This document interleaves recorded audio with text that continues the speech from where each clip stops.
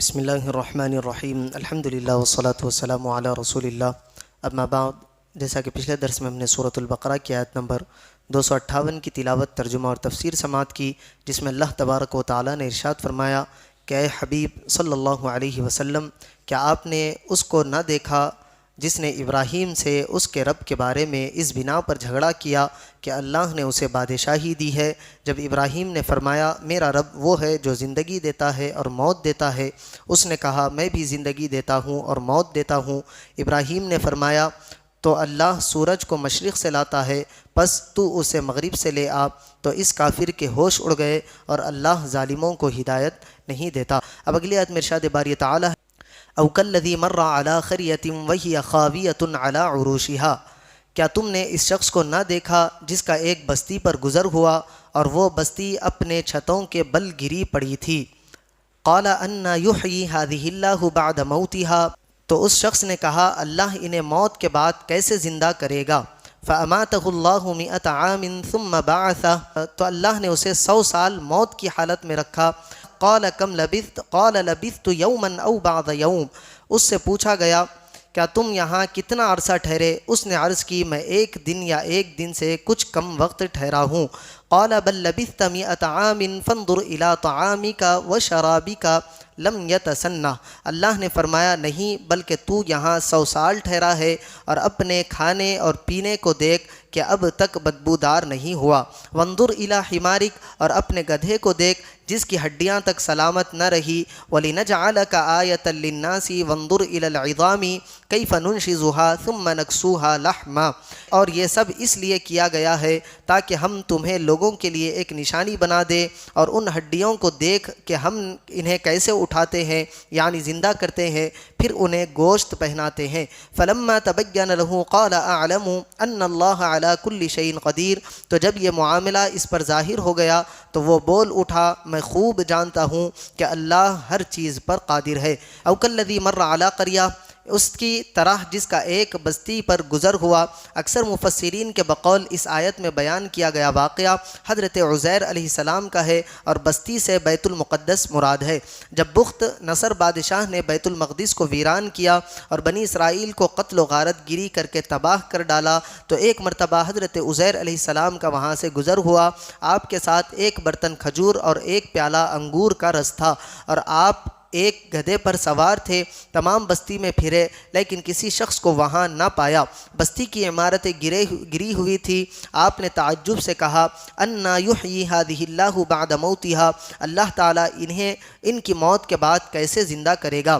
اس کے بعد آپ علیہ السلام نے اپنی سواری کے جانور کو وہاں باندھ دیا اور خود آرام فرمانے لگے۔ اسی حالت میں آپ کی روح قبض کر لی گئی اور گدھا بھی مر گیا۔ یہ صبح کے وقت کا واقعہ ہے۔ اس سے 70 برس بعد اللہ تعالیٰ نے ایران کے بادشاہوں میں سے ایک بادشاہ کو غلبہ دیا اور وہ اپنی فوجیں لے کر بیت المقدس پہنچا۔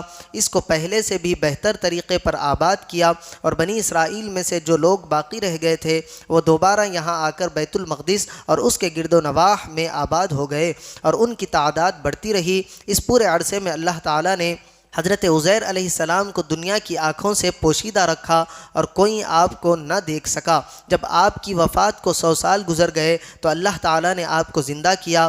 پہلے آنکھوں میں جان آئی، ابھی تک تمام جسم میں جان نہ آئی تھی۔ بقیہ جسم آپ کو دیکھتے دیکھتے زندہ ہو گیا۔ یہ واقعہ شام کے وقت غروب آفتاب کے قریب ہوا۔ اللہ تعالیٰ نے حضرت عزیر علیہ السلام سے فرمایا تم یہاں کتنے دن ٹھہرے؟ آپ نے اندازے سے عرض کیا کہ ایک دن یا اس سے کچھ کم وقت۔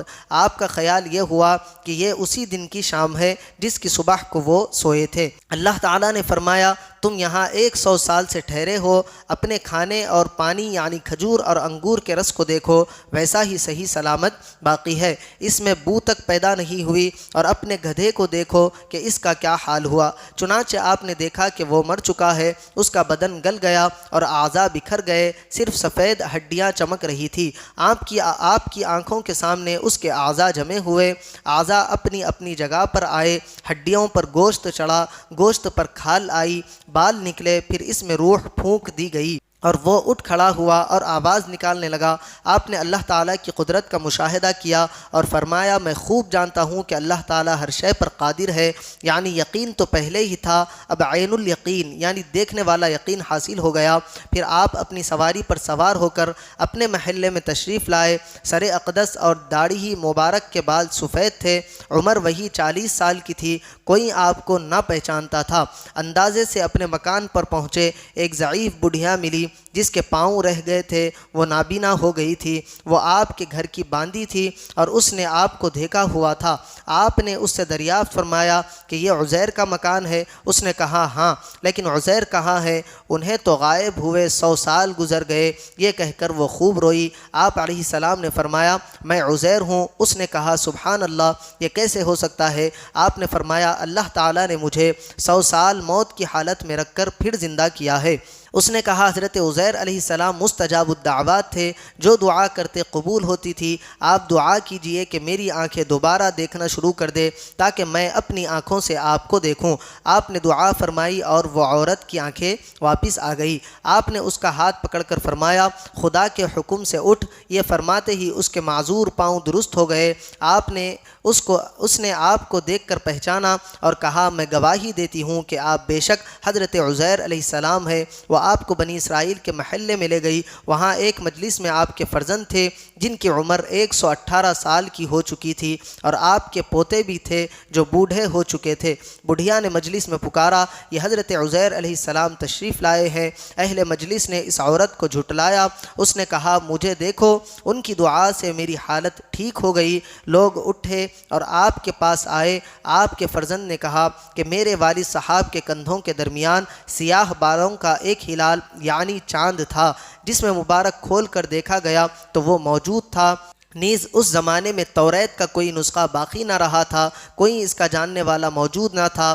آپ نے تمام توریت زبانی پڑھ دی۔ ایک شخص نے کہا مجھے اپنے والد سے معلوم ہوا کہ بخت نصر کی ستم انگیزیوں کے بعد گرفتاری کے زمانے میں میرے دادا نے توریت ایک جگہ دفن کر دی تھی۔ اس کا پتہ مجھے معلوم ہے۔ اس پتے پر جستجو کر کے توریت کا وہ دفن شدہ نسخہ نکالا گیا، اور حضرت عزیر علیہ السلام نے اپنی یاد سے جو توریت لکھائی تھی اس سے مقابلہ کیا تو ایک ایک حرف کا فرق نہ تھا۔ اللہ تبارک و تعالیٰ سے دعا ہے کہنے اور سننے سے زیادہ اعمال صالحہ کی توفیق عطا فرمائے۔